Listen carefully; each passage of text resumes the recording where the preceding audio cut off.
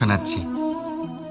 একদিন এক ব্যক্তি নিজের দ্বারে লিখে দিলেন, আজ আমি ভীষণ দুঃখী, আজ আমার সাথে কেউ দেখা করতে আসবেন না।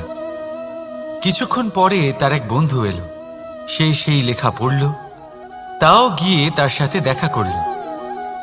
সে বলল, আমি লেখাপড়া জানি না, কিন্তু আমার বন্ধুর মনের এই বেদনা, এটা আমাকে সবসময় ডাক দেয়।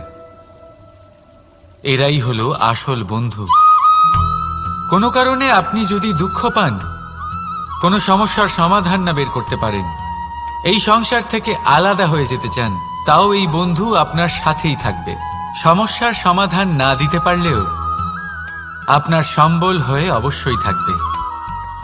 হয়তো আপনার দুঃখ কম করতে পারবে না, কিন্তু আশার আলো অবশ্যই দেখাবে। যখন আপনি সংসারের থেকে আলাদা হয়ে যান, তখনও আপনার সাথে যুক্ত থাকে